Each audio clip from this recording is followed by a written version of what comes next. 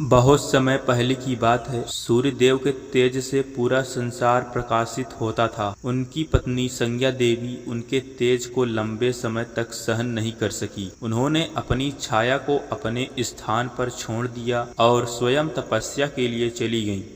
छाया देवी ने सूर्य देव की सेवा की और उन्हीं से एक दिव्य पुत्र का जन्म हुआ, जिनका नाम शनिदेव रखा गया।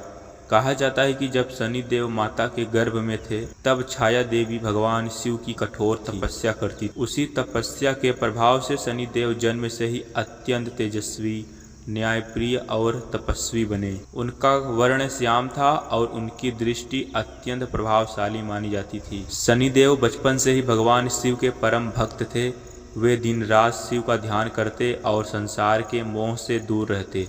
उनकी तपस्या देखकर देवता भी आश्चर्यचकित हो जाते थे। भगवान शिव उनकी भक्ति से प्रसन्न हुए और उन्हें आशीर्वाद दिया कि वे संसार में न्याय के देवता कहलाएंगे। शिव जी ने कहा, हे शनि, तुम कर्मों के अनुसार हर प्राणी को फल दोगे। तुम्हारे न्याय से कोई भी बच नहीं सकेगा। तभी से शनिदेव को कर्म फलदाता कहा जाने लगा। एक प्रसिद्ध कथा के अनुसार शनिदेव की दृष्टि इतनी प्रबल थी कि जिस पर भी उनकी सीधी दृष्टि पड़ती, उसके जीवन में बड़े परिवर्तन आते जाते। एक बार उनकी पत्नी ने उनसे प्रेम पूर्वक वार्तालाप करना चाहा, लेकिन शनिदेव ध्यान में लीन रहे। इससे उनकी पत्नी क्रोधित हो गई और उन्होंने शाप दिया कि जिसकी ओर भी शनिदेव देखेंगे उसे कठिनाइयों का सामना करना पड़ेगा। इसी कारण शनिदेव सदैव नीचे की ओर दृष्टि रखते हैं और बिना कारण किसी को कष्ट नहीं देते। जब भगवान गणेश का जन्म हुआ, तब सभी देवता उनके दर्शन करने पहुंचे। शनिदेव भी आए, लेकिन उन्होंने गणेश जी की ओर देखने से मना कर दिया। माता पार्वती ने कारण पूछा तो शनिदेव ने अपने शाप की बात बताई। माता पार्वती के आग्रह पर जैसे ही शनिदेव ने बालक गणेश की ओर देखा, उनका सिर धड़ से अलग हो गया। यह देखकर सभी देवता दुखी हो गए। तब भगवान विष्णु गरुड़ पर बैठकर उत्तर दिशा गए और एक हाथी का सिर लाकर गणेश जी के शरीर से जोड़ दिया। तभी से भगवान गणेश गजानन कहलाए। यह कथा बताती है कि शनिदेव किसी के शत्रु नहीं हैं, बल्कि उनके प्रभाव का कारण उनके कर्म और भाग्य से जुड़ा होता है। एक बार 9 ग्रहों में यह विवाद हुआ कि सबसे श्रेष्ठ कौन है। सभी राजा विक्रमादित्य के पास पहुंचे।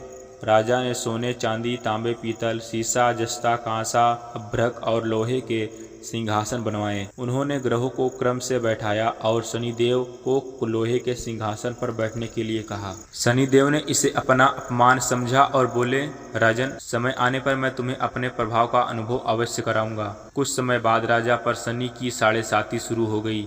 उनका राज छिन गया, परिवार बिछड़ गया और उन्हें अनेक कष्ट सहने पड़े। वे एक व्यापारी के यहाँ नौकरी करने लगे। एक दिन उन पर चोरी का झूठा आरोप लगा और उनके हाथ पैर काट दिए गए। राजा ने फिर भी धैर्य नहीं छोड़ा और भगवान का स्मरण करते रहे। जब शनि की अवधि समाप्त हुई तो शनिदेव स्वयं प्रकट हुए और बोले, राजन, यह सब तुम्हारे अहंकार को दूर करने के लिए था।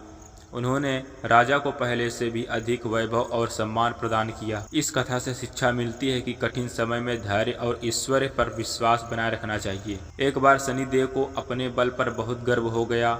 वे हनुमान जी के पास पहुंचे और बोले कि वे उनकी राशि का प्रवेश करेंगे। हनुमान जी उस समय भगवान राम का ध्यान कर रहे थे। उन्होंने विनम्रता से मना किया, लेकिन शनिदेव नहीं माने। तब हनुमान जी ने अपनी पूंछ से शनिदेव को लपेट लिया और पर्वतों के चारों ओर घूमने लगे। शनिदेव को अत्यंत पीड़ा हुई। उन्होंने क्षमा मांगी और वचन दिया कि जो हनुमान जी सच्चे मन से पूजा करेगा, उसे वे अनावश्यक कष्ट नहीं देंगे। इसी कारण शनिवार को हनुमान चालीसा का पाठ विशेष फलदायी माना जाता है। शनिदेव कभी किसी के साथ अन्याय नहीं करते।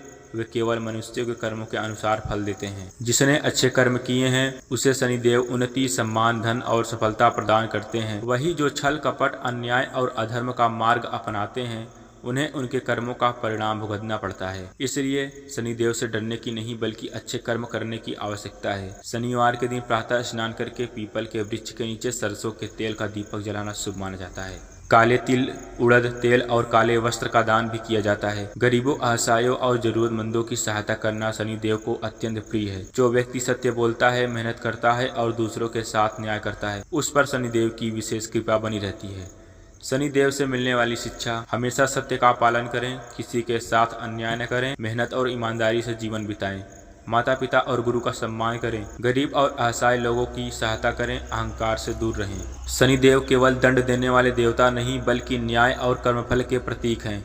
वे मनुष्य को उसके कर्मों का उचित फल देते हैं और उसे सही मार्ग पर चलने की प्रेरणा देते हैं। यदि व्यक्ति सच्चे मन से परिश्रम करे, धर्म का पालन करे और दूसरों के प्रति करुणा रखे तो शनिदेव उसकी रक्षा करते हैं और जीवन में स्थायी सफलता प्रदान करते हैं।